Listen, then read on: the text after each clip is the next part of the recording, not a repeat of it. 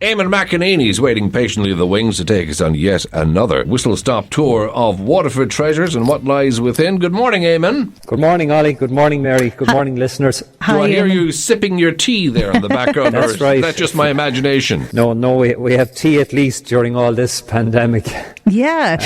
Where there's hope, there's tea. Exactly. Yes. And that's what the topic of conversation today. Tell us more. It is indeed, and it was very much a topic about conversations as well. Tea, I suppose, that we're also used to only came fashionable in the 18th century, and it really became fashionable in the late 17th century when the King of England, after Cromwell, Charles II, who was a Protestant, but of course it was difficult for them to find suitable partners, so he ended up marrying a Catholic princess from Portugal. Now, those of you who will remember doing your inter-cert in your junior certs will remember that Portugal was the great country for exploration, and of course they had explored in the Far East. And one of the things she brought with her to London as part of her dowry was, apart from the port of Bombay in India, and tea, by the way, came from China at this stage, they were able to get it through Bombay, was the port of Bombay she brought to England as a gift, and of course chests of tea. That was a really big deal. People knew about tea, but they thought it was a medicine. She drank tea. She knew they wouldn't have tea in England, so she brought a number of chests of tea with her. And of course, once the Queen of England was drinking tea, everybody wanted to drink tea. It became fashionable.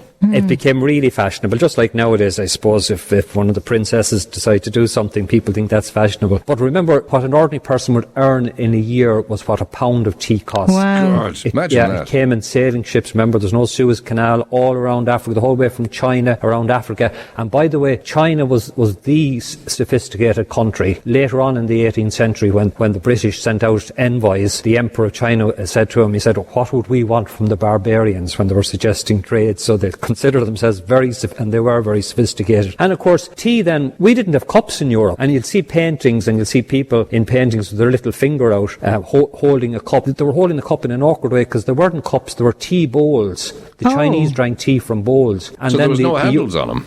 No, there's no handles on the early ones, and we have actually some of the earliest ones in Ireland. And again, they're from China. They're made of porcelain, but as we all know, here in Ireland we call porcelain China, simply because it came from China. And this is where that goes back. The good China. Your best the good China. Yeah. Everybody will remember their granny's house. They always had a good set of china. So, and that lasted for nearly 300 years.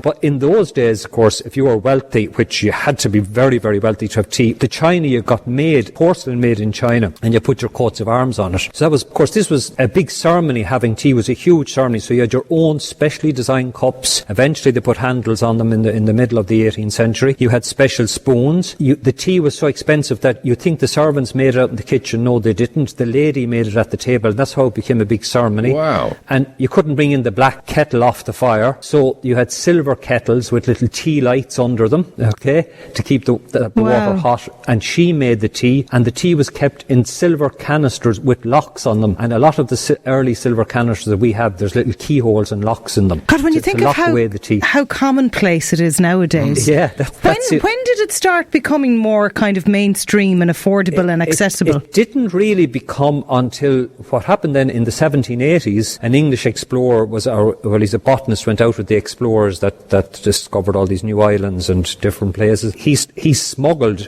which he shouldn't have illegally, out of China, brought tea plants to India, and then in the 1830s, the secret was out. A whole 130 years, 50 years later, you get Indian tea, and that comes cheap. And I suppose the connection here with Waterford City is that White's shipyard, which was on the ferry bank side near the railway station there, that kind of side near the bridge, the largest wooden sailing ship that they ever built was called the Mary England, and that was built in the mid-19th century, and that was built for Bewley's, to bring tea from India to Bewley's. So, wow. Do you know something? I remember my godmother, God be good to her, telling me that during the ration years in the war, they had tea and they had sugar, but it was up on a kind of a rafter running across the kitchen, and it was knocked down inadvertently, this bag of tea, and some of it went down the cracks in the wooden floor, and much consternation of this. Of course, it was so scarce and hard to come by. Like gold so scarce at that stage. That's gas, isn't it? Yeah, it is. It's a great story, because like I said, I mean, now so many of us, like tea would be such an Irish thing now, and it was so exotic originally, so it's very interesting. And there's so much associated, like cups and, as I said, teapots, and of course the teapots even had to come from China first, and then they made them in porcelain, and then started making them in silver here in Ireland. It was kind of ironic, the whole India connection, the whole, as we're used to, made in China these days. yeah. Oh God, no! It was Made the in real India. sophisticated place Wow. at the time. Yeah. Great stuff, Eamon. Yeah. That's super Okay. interesting as always. Thanks a million. Talk to We'll you let tomorrow. you finish your cup. Yeah. Hopefully it's not gone Bye-bye. cold now and relating all Your that highly information. expensive cup of tea. Indeed, yeah. Thanks, Eamon. Thanks, Eamon.